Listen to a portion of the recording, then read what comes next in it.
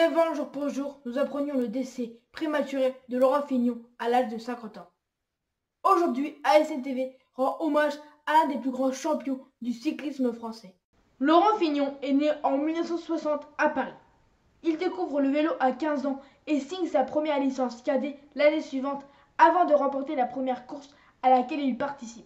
En 1978, pour sa deuxième année en junior, il gagne à 18 reprises. Avec plus de 50 victoires chez les amateurs, il est repéré par Cyril Guimard, directeur sportif de Bernard Hinault, lors du Tour de Corse 1981, où se retrouvent professionnels et amateurs. Début 1982, Laurent Fignon passe professionnel dans l'équipe Renault Elf et devient le coéquipier de Bernard Hinault. D'ailleurs, il contribue à sa victoire au Tour d'Italie. Cette saison-là, Fignon totalise 6 victoires. L'année suivante, en 1983, Fignon aide Bernard Hinault à remporter le Tour d'Espagne. Mais surtout, il remporte le Tour de France lors de sa première participation.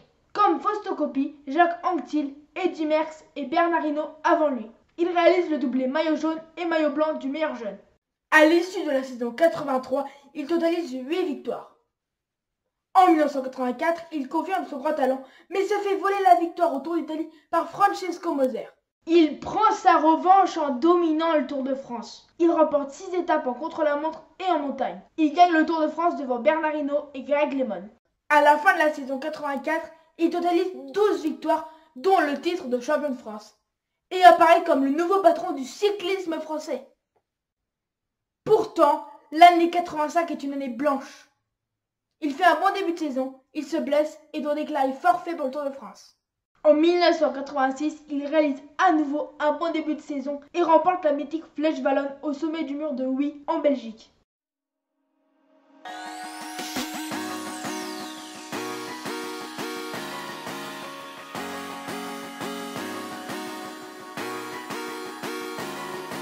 Mais, après une chute sur le Tour d'Espagne, la Vuelta, il peine à retrouver son niveau et doit abandonner sur le Tour de France.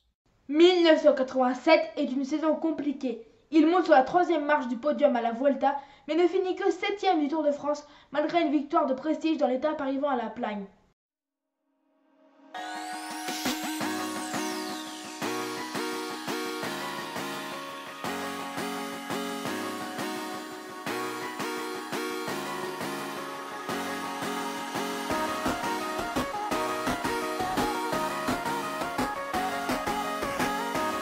En 1988, Fignon gagne Milan-San Remo, surnommé la classique des classiques. Malade, il est contraint à l'abandon sur le Tour de France.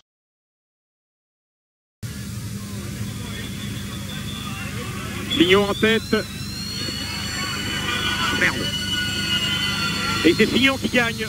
Un Fignon, 2 Fondriest. 1989 reste l'année folle qui marquera à jamais la carrière de Laurent Fignon. Pour commencer, il gagne à nouveau Milan-San Remo, en solitaire cette fois. Ce doublé le classe dans le gratin du cyclisme mondial.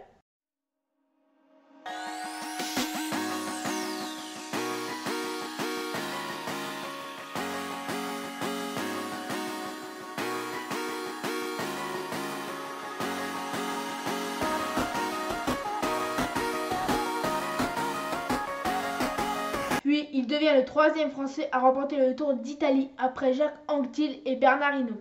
Il prend le maillot rose en montagne lors de la 14e étape. Il remporte la 20e étape et s'impose au classement général. Fignon est évidemment un des favoris du Tour de France 89. L'Américain Greg LeMond domine les contre-la-montre et Fignon les étapes de montagne. La veille de l'arrivée, Fignon a 50 secondes d'avance sur Greg LeMond. Pour tout le monde, il s'apprête à gagner son 3e Tour de France le lendemain sur les Champs-Élysées. Cette année-là, le Tour se termine par un contre-la-montre de 24 km. LeMond l'emporte et gagne le Tour avec seulement 8 secondes d'avance. C'est le plus petit écart de l'histoire du Tour. Lors de ce dernier contre-la-montre, Greg LeMond utilise un matériel bien plus aérodynamique que Fignon, qui est de son côté handicapé par une blessure à la selle.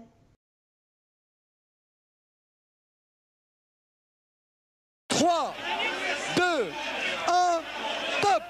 Laurent Fignon a perdu le Tour de France 89.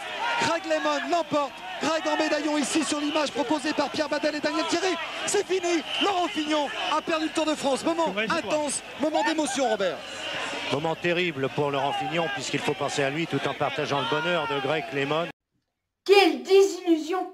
Fignon termine l'année 89 numéro 1 mondial, c'est une maigre consolation. L'année 90 est une année noire. Il abandonne le Tour d'Italie et le Tour de France, dans les deux cas après une chute. 6e du Tour 91, Fignon se fâche avec Cyril Guimard et rejoint l'équipe italienne Gatorade pour la saison 1992. En 1992, à l'issue d'un coup de panache, Laurent Fignon remporte sa 12e étape sur le Tour de France, la dernière de sa carrière.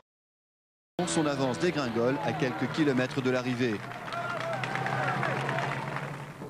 J'ai réussi à tenir, Mais Laurent Fignon veut absolument sa 9e victoire d'étape dans le Tour de France et à l'énergie soutenue par le public, Fignon va au bout.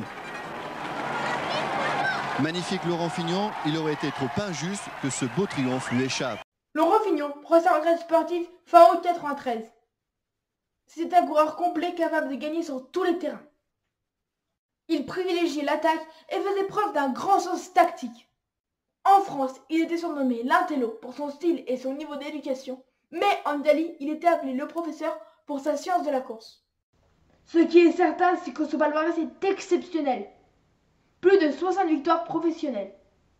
Un titre de champion de France en 1984, 2 Milan-San Remo, une flèche wallonne, 2 critériums international, un Grand Prix des Nations. Et surtout, un sacré bilan sur les 3 grands tours. 6 podiums dont 2 victoires au Tour de France et 1 victoire au Tour d'Italie. 4 étapes du Tour d'Italie, 1 étape du Tour d'Espagne et 12 étapes du Tour de France. Chapeau bas, professeur! Vive le cyclisme sur ASN!